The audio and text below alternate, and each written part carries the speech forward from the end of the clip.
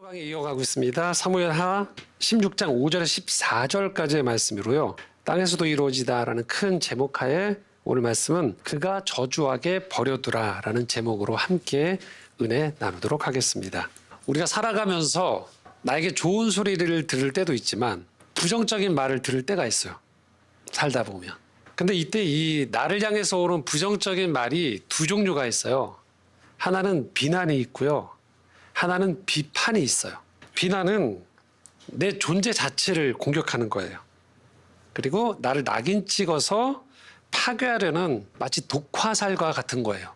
그러니까 누군가가 나를 이렇게 비난하면 굉장히 그게 내게 박히고 아프게 하는 거죠. 피를 흘리게 돼요. 또 하나의 부정적인 말이 있습니다. 그것은 비판이에요. 그러니까 나의 허물을 분명히 지적하는 거예요. 하지만 이 비판은 내가 그것을 잘 수용했을 때 나를 피를 흘리게 하는 게 아니고 나의 성장을 돕게 하는 아프지만 필요한 거울이라고 보시면 돼요. 그러니까 인생을 살아가면서 비난과 이 비판이 같이 우리에게 오거든요. 인생 살아가다 보면. 그리고 어떤 경우에 우리가 사람들을 볼 때 비난을 하는 경우가 많아요.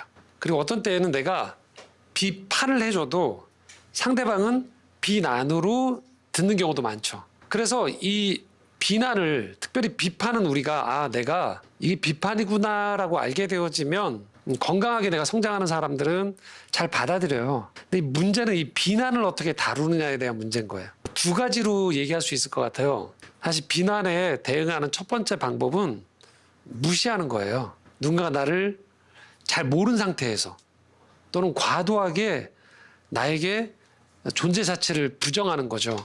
이런 경우들이죠. 예를 들면 내가 뭐 하다가 실수를 해요. 뭔가 일을 망쳤어요. 그럼 날 잘한다고 생각하는 가족이나 주변 사람들이 뭐라고 해요? 넌 하는 일이 항상 그래. 안 될 줄 알았어. 네가 하는 일이 뭐 다 그렇지. 전형적인 비난이거든요, 이거는. 이럴 때 첫 번째 방법은 무시하는 거예요. 그게 내가 살아가는 방식과 태도에 영향을 미치지 못하도록 나를 보호하는 것들이 필요하거든요. 그래서 과도한 비난에 대해서 내가 이것들을 흘려듣는 습관도 굉장히 중요한 거예요. 모든 말을 내가 다 들을 필요는 없어요. 근데 두 번째 비난을 다루는 방식이 있어요. 그것은 비난의 말 가운데에서도 비판적 요소를 내가 가지고 오는 거예요. 그러니까 무조건 비난이라고 해서 다 귀를 닫는 게 아니고 비난 가운데에서도 내가 가지고 오는 요소들을 내가 찾아내는 거예요. 이건 상대방이 주는 게 아니에요. 상대방은 그런 의도로 준 게 아니에요. 상대방은 진짜 말 그대로 비난하려고 준 거예요. 근데 그것을 받아들이는 내 쪽에서 이 비난 안에서 비판적 요소를 끄집어내서 찾아내서 나에게 유익이 되는 방식으로 가져가는 방식도 있다라는 거예요. 이 두 가지를 적절히 쓰는 것들이 우리가 살아가는 가운데에서 내 부정적으로 나에게 다가오는 말이나 사람들의 태도에 대해서 반응하는 방식이에요. 어느 한쪽으로만 쓸 필요는 없어요. 어떤 말들은 진짜로 완전히 내가 무시해야 돼요. 하지만 무조건 내게 다가오는 말들 중에 다 귀를 닫는 부분들이 아니고요. 설령 그것이 비난이더라도 한 번은 내가 필터를 작용할 필요가 있어요. 이 비난의 요소 가운데에서도 내가 혹시 점검할 건 없는가? 그리고 무엇보다도 우리 크리스찬들은 이 속에서, 이 비난 속에서도 내가 들어야 되는 하나님의 인도함, 경고 또는 어떤 인도함의 뜻이 없는가를 내가 분별해서 그 안에서 가지고 오는 작업들도 할 수 있으면 좋다라는 거죠. 오늘 이 두 번째 이야기를 중점적으로 다루려고 해요. 지난주에 우리는 다윗이 아들 압살롬, 셋째 아들 압살롬이 반역을 일으켰다라는 장면들을 봤어요. 치밀하게 준비했죠. 사실 압살롬이 처음부터 아버지 다윗을 넘어서려고 하진 않았어요. 그런데 첫째 형의 성폭행 사건, 그리고 이것을 제대로 처리하지 않는 아버지에 대한 실망, 그리고 그것에 따른 살인, 도주, 다시 복귀. 하지만 온전히 아버지와의 관계가 용서와 화해로 정리되어지지 않은 가운데에서 이것이 방치되어지면서 압살롬 마음 안에 아버지에 대한 존경이 사라져가고 아버지에 대한 원망과 미움과 보복하고자 하는 마음이 더 커져버린 거죠. 그리고 어느 순간에 이것이 정당화되어져서 4년간의 치밀한 준비를 했다고 했어요. 성문 앞에서 다윗에게 찾아오는 사람들을 빼돌려서 자신이 정당한 판결이라니 그 사람 듣기에 좋은 쪽으로 말로 그들의 마음을 사로잡은 거죠. 훔쳤다고 했어요. 그리고 이제 아버지에게 헤브론에서 내가 신앙적 의식을 치르겠다라고 거짓말을 하고 헤브론, 다윗이 첫 번째 수도로 정했던 그곳에서 예루살렘으로 옮김으로 말미암아 마음이 서운함이 남아있을 것으로 예상되어지는 헤브론 사람들과 함께 거기에서 압살롬이 반란을 일으켰어요. 그리고 이제 아버지 다윗은 도피의 길에 오른다고 했어요. 지난주에 제가 정리해드릴 때 첫 번째는 아버지 아들로 인한 공격으로 인한 당황함도 있지만 두 번째 요인 중에 하나는 예루살렘에 있는 거주민들, 자신의 백성들이 아무리 압살롬에게 마음이 뺏겼더라도 내전에 일어남으로 인해서 자신의 백성들이 다치는 것을 원하지 않았던 것이 있다라고 했어요. 그리고 세 번째, 이 아들의 반역 안에서 그는 하나님의 뜻에 대한 징계에 대한 신호를 찾기 시작했다고 했어요. 오늘 그 말씀은 연장선상이에요. 피난길에 오르고 있어요. 다윗의 심정을 한번 생각해 봅시다. 얼마나 비참하겠어요. 자기도 죄를 졌어요. 그래서 존경이 떨어졌어요. 백성들에게. 하나님을 볼 면목도 없어요. 아들끼리 안에서 살인사건이 일어났어요. 여기서 멈춘 게 아니고 그 아들 중에 하나가 아버지 자신을 향해서 칼을 들이대는 거예요. 반란을 일으키는 거예요. 얼마나 마음이 복잡할까요? 얼마나 마음이 심란할까요? 그 와중에 그가 지금 아주 평온하지 못한 상태에서 피난길에 오르고 있는데 여기에서 또 누가 비난의 창으로 다윗을 찌르는 장면이 나오는 거죠. 5절 6절입니다. 함께 읽겠습니다. 다윗 왕이 바울임의 이름에 거기서 사울의 친족 중 한 사람이 나오니 게라의 아들이요 이름은 시므이라. 그가 나오면서 계속하여 저주하고 또 다윗과 다윗 왕의 모든 신하들을 향하여 돌을 던지니 그때 모든 백성과 용사들은 다 왕의 좌우에 있었더라. 이 복잡한 마음에 다윗의 피난길에 누군가가 비난에 지금 창을 찌르고 화살을 던지는 장면인데요. 시므이라는 사람이에요. 사울의 친척이래요. 예상할 수 있는 건 본래 사울 가문 베냐민 지파의 사람들은 왕족이 되었던 거예요. 그런데 사울이 죽음으로 말미암아 이제 더 이상 왕위를 유지할 수 없게 되어지는 친척들이 된 거죠. 근데 우리는 다 알고 있어요. 사울이 망한 건 사울 자체의 망함이었지 다윗은 도리어 끝까지 사울을 지키려고 했어요. 그럼에도 불구하고 결론적으로 다윗이 2대 왕이 됨으로 말미암아 우리가 예상할 수 있는 건 이 베냐민 지파 사람들 마음속에 다윗에 대한 이 마음이 그렇게 좋지 않을 수 있다라는 거예요. 누군가는 진실을 알지만 그렇지 않은 사람은 단지 왕족에서 벗어난 것들에 대한 분노만 남아있다라는 거죠. 그 사람 중에 하나가 바로 이 시므이예요. 마음에 분노가 있었고 원통함이 있었는데 마침 다윗이 이 왕위에서 쫓겨가는 장면을 보게 된 거예요. 이 시므이라는 사람 참 비겁한 사람인 거죠. 정당하게 평소에 다윗이 왕위가 굳건할 땐 아무 얘기 못했지만 이제 다윗이 피난길에 오르는 쫓기는 도망자 신세가 되어지니까 그의 뒤를 향해서 저주를 퍼붓는 거죠. 그런데 이게 지금 시므이가 겁이 없는 거죠. 왜요? 아무리 도망가더라도 6절에 뭐라고 써 있습니까? 여기에 모든 백성과 용사들이 왕의 좌우에 있다고 돼 있어요. 그러니까 도망을 가더라도 이 지혜가 부족한 거죠. 막 비난을 한다고 저주를 한다고 해서 갑자기 다윗이 돌변해서 저는 목을 쳐라. 그러면 어떻게 돼요? 그냥 죽는 거예요. 그런데 저 멀리에서 시므이가 지금 다윗을 향해서 비아냥거리면서 그럴 여력이 없다고 생각해서 다윗을 향해 막 저주를 하면서 비난을 가하고 있는 거예요. 어떤 저주입니까? 7절과 8절입니다. 함께 읽겠습니다. 시므이가 저주하는 가운데 이와 같이 말하니라. 피를 흘린 자여 사악한 자여 가거라 가거라. 사울의 족속의 모든 피를 여호와께서 내게로 돌리셨도다. 그를 이어서 내가 왕이 되었으나 여호와께서 나라를 내 아들 압살롬의 손에 넘기셨도다. 보라, 너는 피를 흘린 자이므로 화를 자초하였느니라 하시는지라. 일단 여기에 이 시므의 저주의 내용이 잘못된 정보가 들어갔다고 했어요. 뭐예요? 얘기한 대로 피를 흘린 자여라고 돼 있어요. 이 피라는 건 사울을 죽였다라는 일방적인 비난이에요. 여긴 진실이 없어요. 계속적으로 다윗을 비난하는 거죠. 그러면서 뭐라고 합니까? 여호와께서 내게로 돌리셨도다. 이 피를. 하나님이 너를 지금 벌하는 거다라고 얘기하는 거예요. 우리 사울 왕을 죽인 것들의 대가를 네가 지금 치르는 거다라고 지금 거짓말, 잘못된 왜곡된 정보가 이 안에 들어가 있는 거죠. 이때 반응은 두 가지가 나올 수 있는 거예요. 시므이를 비난하는 시므이를 향해서 맞대응을 하는 거예요. 어떻게 해요? 따라가서 죽이는 거죠. 두 번째 반응은 뭡니까? 무시해요. 근데 세 번째 반응이 아까 말씀드렸던 이 비난 속에서의 뭔가 다른 것들을 찾아내는 거거든요. 자, 일단은 이 다윗의 부하들이 가만히 있지 않죠. 9절 10절입니다. 함께 읽겠습니다.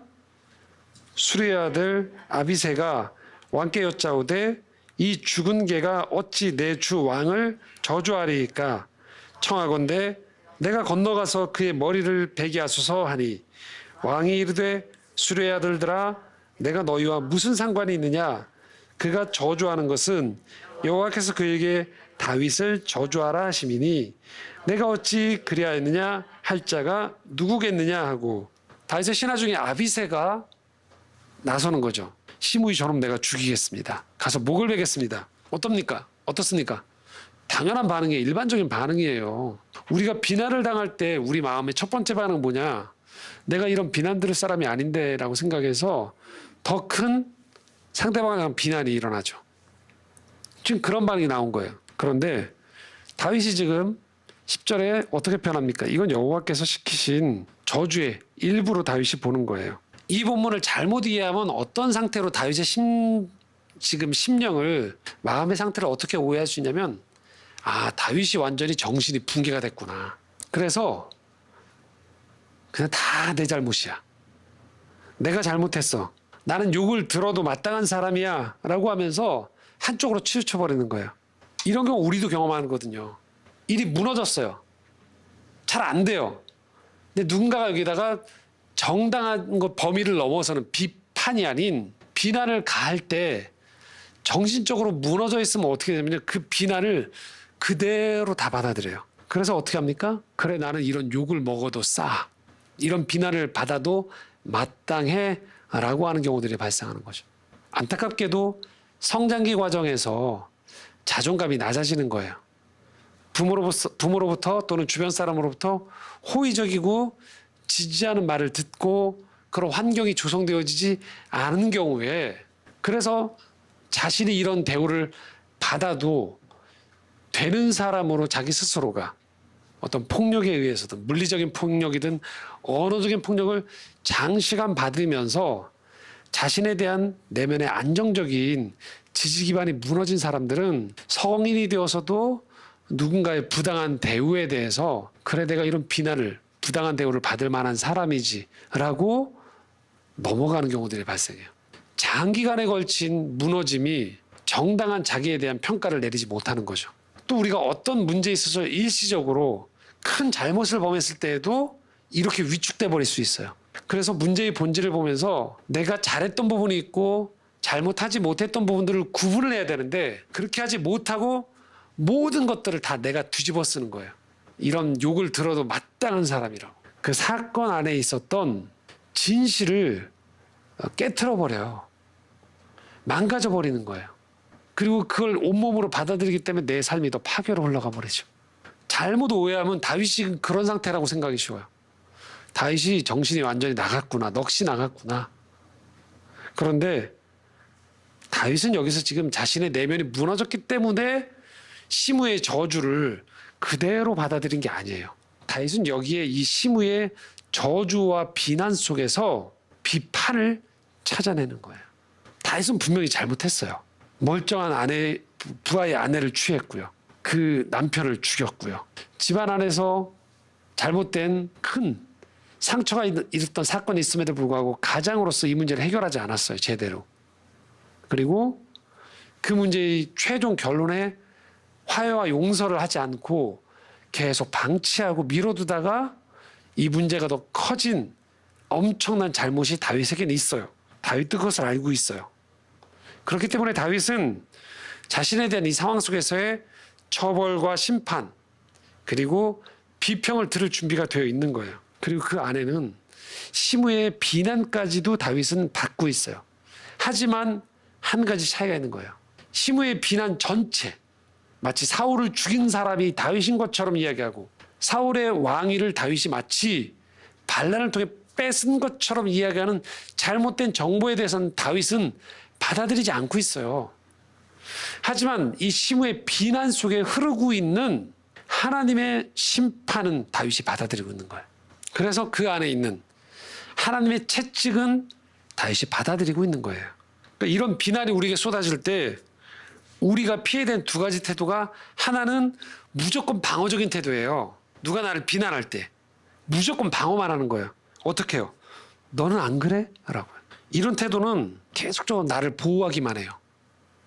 그래서 어떻게 되느냐? 나를 지지하는 사람들의 소리만 찾아다니게 돼 있어요. 그러면 인생에서 자꾸 바라보는 시각이 이분법적으로 돼요. 아군이냐 적군이냐, 내 편이냐 아니냐, 발전이 없어요. 그리고 이런 태도로 살아가면 이 사람이 속해 있는 곳은 자꾸 분열이 돼요. 처음에는 이 사람과 한편이 됐다가도 나중에 두 사람 안에서도 미세한 언어의 차이로 인해서 또 갈라서게 돼요. 남는 건 뭐냐? 계속 내가 맞다고 하는 사람만 찾아다니게 돼요. 이번에 누가 내 말을 맞다고 해줄까? 그래서 심지어는 이전에는 나와 함께였던 이 사람이 지금 좀 이견이 나면 이 사람 버리고 전에 나를 비난했던 사람인데 이번에 내 편을 들어줄 것 같으면 거기로 찾아가요. 계속 내게 좋은 소리 하는 사람만 찾아다니는 거예요. 그리고 방금 언급했던 두 번째 잘못된 태도는 다 뒤집어 쓰는 거죠. 다 뒤집어 써서 내 잘못이라고 하는 것. 이거는요, 진실한 태도가 아니에요. 이건 게으른 태도예요. 자기 자신을 정당하게 대우하지 않는 거예요. 옥석을 가려야 돼요. 쉽지 않지만. 이건 누가 대신해 줄 수가 없어요. 자꾸 이게 실패하더라도 여러분 스스로가 인생에서 이 실력을 키워가셔야 돼요. 그렇지 않으면 내가 세상을 바라보는 눈이 자꾸 대세에 끌려가요. 유행에 끌려가요. 또는 힘 있는 누군가의 말에 자꾸만 내가 판단력을 내려놓고 휩쓸려가 버려요. 따라가다가 나중에 뭐래요? 내가 원한 건 이게 아니었는데라고 얘기하는 거예요. 그리고 다른 사람의 잘못이 발견됐을 때 내가 그렇게 무참히 당했던 것처럼 그 사람을 인정사정 없이 공격해버리게 되는 거예요. 오늘도 우리를 향해서 얼마나 많은 말들이 다 오갑니까?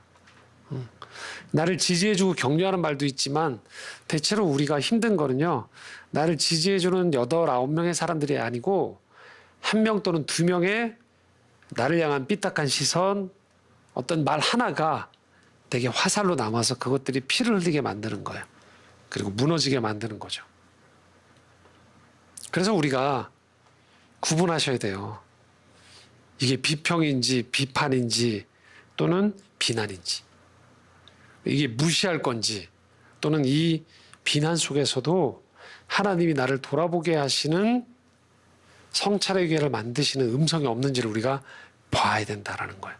다윗은 이 비난 속에서 비판을 들은 거예요. 하나님의 음성을 들은 거예요. 시므의 말은 무시해버려도 되는 말이에요. 그리고 다윗은 이 순간에 폭군으로 변할 수도 있어요. 그렇잖아도 화가 나 있고, 그렇잖아도 내가 비참해져 있는데 한 사람이 그렇게 내 비참한 인생에 비수를 꽂을 때 군대를 동원해서 그냥 밀어버릴 수 있어요. 그리고 다윗이 그렇게 공격한다고 해서 누구도 다윗을 비난하지 않을 거예요. 그럴만 하겠다라고. 그런데 그렇게 할 때 다윗이 놓쳐버리는 게 한 가지 있는 거죠. 뭘까요?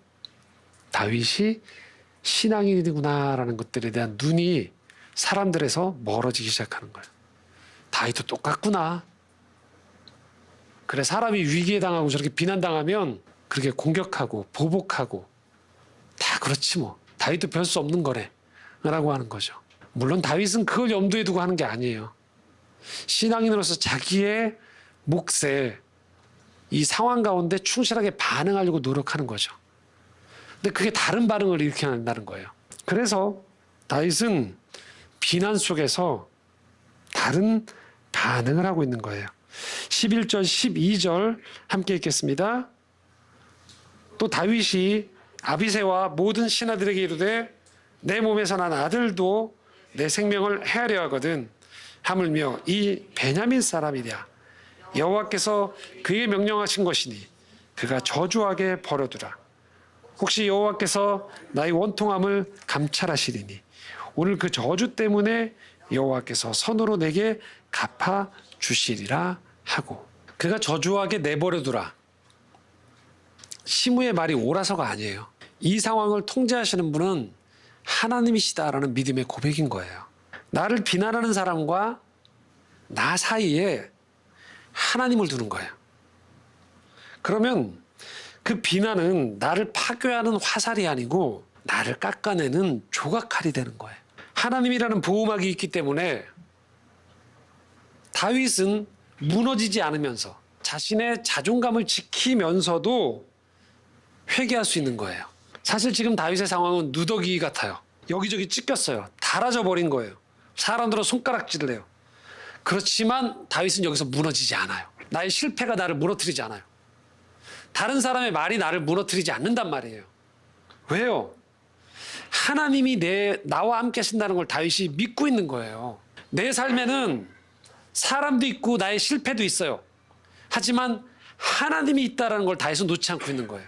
다윗은 너무 멀리 갔었어요. 살인자가 돼버렸어요. 실패자가 돼버렸어요. 넘어져 버렸어요. 비웃음을 샀어요. 여러분, 그래도 다윗은 끝난 게 아니란 말이에요. 우리도 마찬가지인 거예요. 죄를 지을 수 있어요. 넘어질 수 있습니다. 내 잘못 때문에, 오해가 아니고 내 잘못 때문에 내가 비난을 받을 수도 있어요. 비평을 받을 수도 있어요. 그런데 그게 끝난 게 아니라는 거예요. 하나님이 계시다라는 거예요. 삶은 여전히 피곤할 수 있어요. 상황이 나아지지 않을 수도 있습니다. 13, 14절 한번 읽어볼까요? 같이 읽겠습니다. 다윗과 그의 추종자들이 길을 갈 때 시므이는 산비탈로 따라가면서 저주하고 그를 향하여 돌을 던지며 먼지를 날리더라. 왕과 그와 함께 있는 백성들이 다 피곤하여 한 곳에 이르러 거기서 쉬니라. 뭔가 지금 다윗의 상황이 드라마틱하지 않아요. 저주가 오고 있는데 가서 보복한 것도 아니고 저주는 계속 오고 있어요. 단지 다윗이 이 상황을 비판으로 받아들이면서 하나님 안에서 회개의 기회로 삼고 있다는 것 외에는 하나도 달라진 게 없단 말이에요. 그래서 14절에 이 말씀이 다윗의 삶이고요. 오늘 우리의 삶이에요. 그와 함께 있는 백성들이 다 피곤하여 한 곳에 이르러 거기서 쉬니라. 도주하고 있는 거예요. 너무너무 피곤해요. 이 말조차도. 그래서 다윗에게는 쉼이 필요한 거예요. 근데 여기서 여러분, 우리가 기억해야 될 아주 중요한 진실이 있어요. 비난을 받아도 다윗은 왕이에요. 저주를 받아도 왕이에요. 피곤해서 도망가는 길에 쉬고 있어도 왕이에요. 다윗 스스로가 왕좌를 내려놓지 않는다면, 하나님이 폐위시키지 않는다면, 그래서 다윗이 하나님의 시선을 잃지 않고 하나님 안에 있다라면 저주를 받고 있어도 왕이고 피곤해도 왕이에요. 도망가고 있어도 왕이란 말이에요. 여기에 다시 개선될 수 있는 기회가 이 안에 담겨 있는 거예요. 다시 시작할 수 있는 힘이 이 안에 담겨 있는 거예요. 그래서 우리가 포기하면 안 된다는 거예요. 비록 저주를 받아도 피곤해도 지쳐서 쉬고 있어도 다윗은 왕으로서의 품위를 잃지 않고 있는 거예요. 이와 비슷한 상황에서 사울은 어떻게 했습니까? 이성을 잃고 날뛰었어요. 신하 죽이겠다고 뛰어다녔어요. 모든 백성의 존경을 다 잃어버렸어요. 사람과 하나님 앞에서 그의 존경과 신뢰를 잃어버렸던 것이죠. 다윗의 지금 현재 상황은 실패한 사람이에요. 남자로서, 아버지로서, 가장으로서. 그렇지만 그는 여전히 신앙인이에요. 그는 여전히 왕이에요. 그러므로 여러분, 우리가 기억할 게 있어요. 비난의 먼지 속에서도, 비난의 화살 속에서도 여러분, 신앙인으로서의 품위를 잃지 마십시오. 의연한 척하라는 게 아니에요. 하나님이 함께 하심을 믿으면서 무너지지 마시라는 거예요. 우리의 정체성은 시므의 비난에 있지 않아요. 우리의 정체성은 하나님이 정해주시는 거예요. 그러므로 여러분, 성찰은 하지만 무너지지 마십시오. 침몰하지 마십시오. 세상의 쓴소리 앞에서 너는 안 그래 라면서 방어적인 태도로 나를 세우거나 다 내 잘못이야 하면서 무기력하게 무너지지 마시라는 거예요. 그런 게으른 자학을 하지 마시라는 거예요. 옥석을 가리십시오. 고칠 것은 정직하게 고치십시오. 하지만 하나님이 주신 존엄함은 끝까지 지켜내십시오. 그래서 오늘 우리의 기도가 이렇게 흘러갔으면 좋겠습니다. 주님, 나를 향해 날아오는 모든 말을 멈추게 해주십시오가 아니고 하나님 나를 향해 오는 그 말들 속에서 내가 들어야 될 말, 하나님의 인도하심을 보게 해주십시오 라고 하는 거죠. 누군가는 우리가 세상을 살다 보면 여전히 누군가는 우리를 오해해요. 그래서 누군가는 여전히 우리를 틀린 말로 규정 지을 수 있어요. 그러나 하나님을 그 사람들의 말과 그 사람들 사이에 하나님을 두는 거예요. 그 사이에. 그렇게 모셔둘 때 우리에게 다가오는 모든 말들, 그게 비난일지언정, 저주일지언정, 그건 우리를 무너뜨리는 돌이 아니에요. 화살이 아니에요. 우리를 다듬는 손길이 될 수 있는 거예요. 지금 우리 인생길이 피난길 같을 수도 있어요. 그래서 삶에 먼지가 가득하고 삶이 참 비참해 보일 수도 있어요. 그런데 변하지 않는 사실이 있어요. 하나님이 우리와 함께 하신다라는 거예요. 저주 속에서도 왕이었던 다윗처럼 우리는 흔들리고 있어도 여전히 하나님의 사람인 거예요. 그러므로 여러분 서두르지 마십시오. 보복으로 우리의 상처를 증명하려고 하지도 마시고 자기 비하로 우리의 영혼을 무너뜨리지도 마십시오. 오늘도 하나님과 함께 하십시오. 저주는 저주로 흘려버리십시오. 체념이 아닙니다. 믿음의 선언인 거예요. 그 믿음이 결국은 다윗을 다시 왕위로 복귀시키게 되는 것입니다.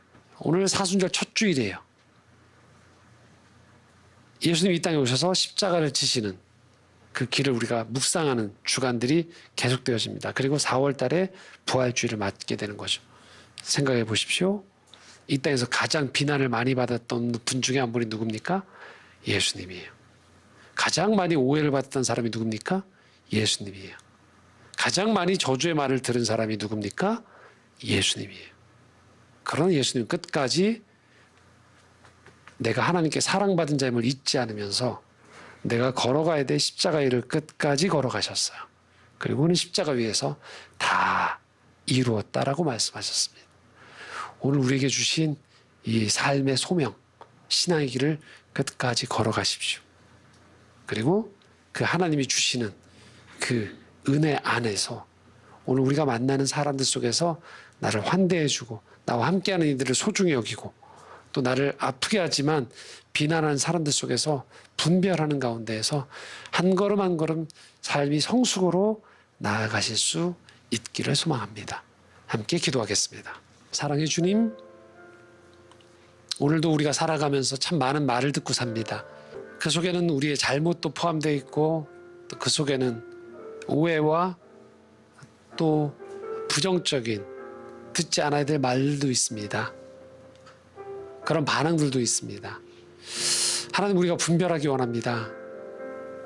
내 삶의 자리 속에서 오늘도 나와 함께 하시는, 나를 더 높은 곳에 더 든든한 바위 위에 세우기 원하시는 그 하나님의 뜻을 헤아리며 오늘도 우리가 들어야 될 말들을 듣게 하시고 분별하게 하시고 따라야 될 믿음의 길을 끝까지 걸어가는 믿음의 사람들 될 수 있도록 이끌어 주시옵소서. 예수 그리스도 이름으로 기도드리옵나이다. 아멘.